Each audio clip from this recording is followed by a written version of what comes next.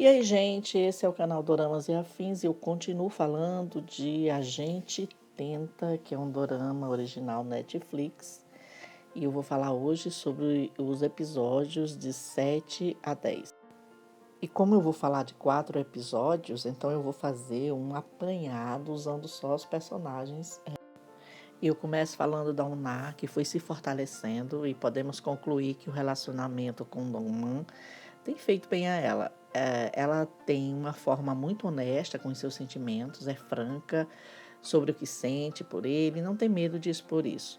Com a aproximação da mãe, temos esses episódios, tiveram 2 encontros em que a mãe, querendo controlá-la para proteger a própria reputação de atriz famosa, recebe uma resposta que não é apenas uma recusa, é uma demarcação de território. As respostas aqui da UNA são cirúrgicas e cortantes, desestruturando as certezas e prepotência dessa mãe, com palavras cheias de uma verdade dolorosa. Dentre tantas coisas profundas que ela diz assim à sua mãe, algo que achei que mais abalou foi quando ela disse que queria nascer de um broto de bambu. Ela usa essa imagem para dizer que preferia ter surgido do nada a ter qualquer vínculo de sangue com aquela mãe. E continuando com o fortalecimento aqui dessa personagem, ela vai impor-se àquela criatura infame que é o chefe dela, o Senhor Choi. Ela revela-se a escritora. E olha que ela já deveria ter feito isso, porque foi bastante humilhada nesses personagens, ele jogando na cara dela que ela não é escritora. Não só foi uma vez, não, 2 vezes ele faz isso. Que ela não sabe o que é escrever, que ela se acha só porque ela sabe julgar roteiros e blá, blá, blá. E aqui num episódio, no final, acho que do 10º episódio, ela revela que ela é escritora desse roteiro, que ele está apostando todas as fichas, né? O tal do toque, toque, toque. Então, assim, volta também a questão com a mãe, que ela identifica a escrita da Una, né? A mãe. E aí ela faz uma manobra falando com o Joy, porque ela quer ser essa personagem. Foi primeiramente escrita para que seja um homem, mas ela quer trocar e assim ela consegue, mesmo a Una sendo contra. É porque a mãe percebe o talento da filha. E assim ela quer usurpar um pouco esse talento. Ela não cuidou da filha, ela abandonou, mas ainda assim ela ainda quer usurpar o que é da filha, sendo que ela não tem nenhuma contribuição para isso. E agora eu vou falar do Dongman, que foram episódios esses 4 em que ele passou vergonha e eu passei vergonha junto com ele. E vai falar, uma das vergonhas é que ele vai falar com a mãe da Una e passa vergonha com aquela história do banheiro cenográfico. Vai para um velório e passa vergonha no velório. Também tem um monte de vergonha com o ator consagrado No Gang-sik, que na verdade vai ser o ator principal do seu filme. E também teve vergonha em outros momentos pontuais.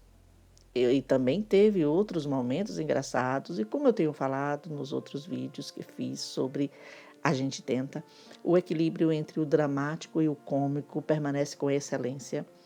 Quando ele vira o carro ao correr no intuito de ajudar a Una, temos um bom exemplo desse equilíbrio. E também vemos ele contando essa história para fortalecer esse traço do personagem, não ser só um contador de história, mas um criador delas, né, de suas histórias. Os últimos episódios vão elevando a curiosidade de saber como é que ele vai dirigir, porque foram nesses episódios, na verdade, no final do 8º episódio, que o Dongman recebe a notícia da Hae-jin que vai de fato ser um diretor, e ele começa a se preparar. Então tem a vergonha do agiota, que o expõe para todos os outros amigos, todo mundo da lista de contato dele. Porém, ele se impõe, mostrando que o personagem ganhou força.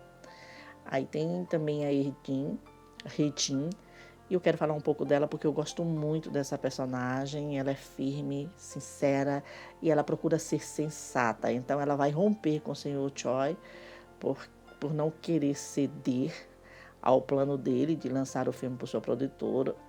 E ao fazer isso, ela decide produzir o roteiro do Man do Dong Man, né? Quase como que um ato de desespero. Essa Arredin é uma personagem que cresce de forma gradual e consistente.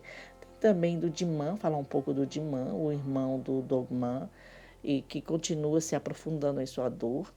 E assim, eu não sei como será o final desse personagem. Ele sabe que tem talento, reconhece seu talento, sabe também que é reconhecido por ele, que tem pessoas que querem ouvi-lo, que é procurado até para dar palestras, mas nada o motiva, nada o impulsiona a sair desse tremendal de lama que ele se encontra. Ele tem até um certo desprezo pelo seu talento. E no 10º episódio, nós temos a Miran indo para a casa do Dong Man com o objetivo de vê-lo, de encontrá-lo, já que ela leu um poema seu e ela foi lá para agradecer, porque ela se reconheceu no poema. Como ela disse, o poema revelou ela, né? Porém, eu pensei que isso ia movê-lo, não sei, até que esse episódio não o moveu, né? E assim, de novo, eu digo, eu tenho curiosidade de saber como será o final desse personagem. E aqui eu quero falar um pouco do casal, Na e Dogman. A conexão deles vai além do relógio e está mais forte. É o coração dessa história. A dinâmica entre Dogman e Una é baseada em uma complexidade incondicional. Dogman é espontâneo. Em uma narração, ele mistura vulnerabilidade e humor. Ele se declara para Una usando comparações engraçadas e cotidianas e que consegue demonstrar a profundidade de seus sentimentos através de um romantismo leve e cheio de graça. É interessante o fato da Una não se envergonhar dele. Na verdade, ela fala, expõe o que sente para quem quiser ouvir. Isso faz com que o Una se sinta elevado e valorizado pelo simples fato de uma mulher como ela gostar dele. É uma relação onde um serve de escudo para o outro, ela quer protegê-lo da dor do mundo, que ela conhece bem, né? E ele quer decididamente que o talento e o brilhantismo dela seja reconhecido por todos. Tiveram uma briga, né? E o Dogman a critica por ela não ter preservado o próprio talento, já que ela aceitou escrever um roteiro para o seu ex.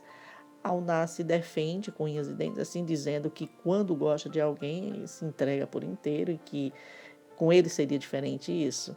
Mas o que torna assim o casal assim tão legal mesmo é que logo depois eles se acertam, ela liga para ele, enfim, tá tudo bem. Isso mostra que além de maturidade existe entre eles uma generosidade emocional. Eles não guardam rancor e não deixam o orgulho estragar o que tem. E para encerrar, o que podemos notar ao final desses 4 episódios é que a produção continua impecável, a história mantém uma linha de escrita muito madura e bem amarrada, sustentada por atuações brilhantes que dão total verdade aos personagens.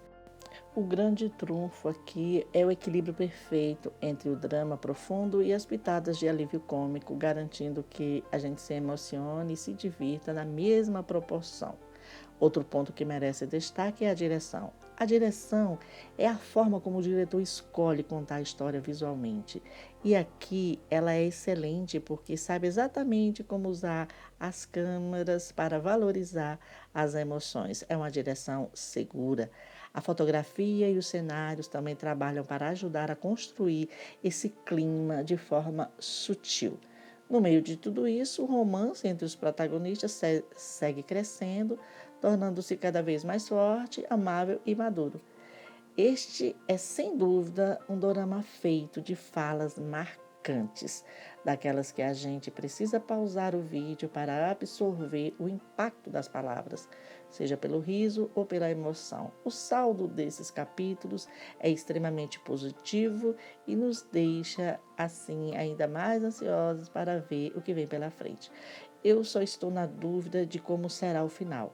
Acho que tem muita coisa para desenrolar e pouco tempo, já que teremos só mais 2 episódios. Eu vou ficando por aqui, gente. É isso, tchau.